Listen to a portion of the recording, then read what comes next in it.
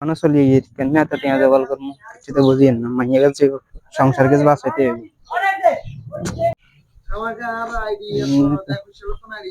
আসসালামু আলাইকুম ভাইয়া, কিছু সাহায্য করেন পারলে আমাকে।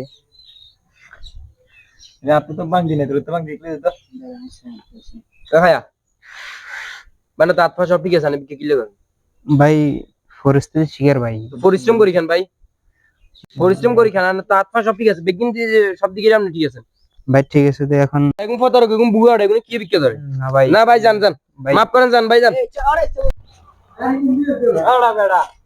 আমার টাকা পয়সা তো উঠে না, আল্লাহ জানে কেমনে কি করবো। আসসালামু আলাইকুম ভাই। ওয়ালাইকুম সালাম ভাই যদি কিছু পারেন আমাকে সাহায্য করুন।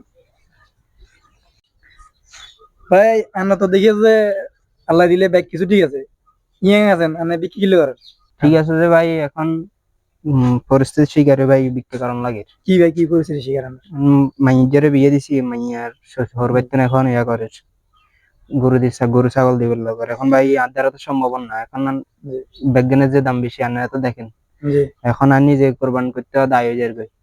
এখন আবার তারপরে গরু দিতাম ছাগল দিতাম করছে, এখন তো ভাই আর তো যে টিয়া আছে টিয়া দিয়ে কিছু করেন দেন না। তো এই লেভেলে কি আপনি বিক্রি করবেন না সম্ভব না ভাই আর এটা তো জবরদস্তি তো এটা হয় না জবরদস্তি বলতে ভাই এখন আর ইয়া করে মাইয়ারা বলে সংসার করলে দিত না, এখন ভাই নকলেও হারে দিন না। আসলে আমার বিষয়টা শুনে এত খারাপ লাগে, আপনিও কি আমার পরিস্থিতি শিকার। এখন ভাই কিন্তু যদি না দিতাম হারি তাহলে আমার মাইয়ার কাছে সংসার করলে দিত না। বুঝছেন না সমাজের অবস্থা কি, এই ছোট বালতুন একজন বাপে মায়েরে বড়টা করে আলু দিয়ে দিবেন হরেও শান্তি নেই, কি অবস্থা। আসলে ভাই শুধু আপনার না, আপনার মতো এই সমাজে হাজারো বাবা মা আছে মেয়েদেরকে বিবাহ দিই তারপরে এই কষ্টের শিকার। আসলে শ্বশুর বাড়ির থেকে যারা এগুলা চাই এটা যে কি পরিমাণ ঘুরে তারা জানে না, গুণও মনে করে না। আমরা শুধু একটা জিনিস চিন্তা করলে হয়, একটা মাতা পিতা তার সন্তানকে একটা মেয়েকে বড় করে ছোট কাল থেকে বড় করে, বড় করার পরে তার স্কুলে পড়া, মাদ্রাসায় পড়া, তারপর টিউশনি প্রাইভেট পড়া, তারপর কলেজ, কত খরচ, তারপরে বিবাহ দেওয়ার পরে জামাই মোটরসাইকেল চা উইয়ান চা হিয়ান চা, এগুলো আসলে ঠিক না। আল্লাহ আমাদেরকে এই নোংরা কাজ থেকে আমাদের সবাইকে হেফাজত করুন। আর ভাই আমরা যে ভিক্ষা করেন এটা গেলে আসলে ঠিক না, ভিক্ষাটা আমরা ইসলামে জায়েজ নাই, শরীরে যতক্ষণ বল আছে ততক্ষণ পরিশ্রম করে খাইতে হবে। ভাই জায়েজ নাই তো জানি, এখন আর মাইয়ের সংসার তো টিকতো না বুঝুন।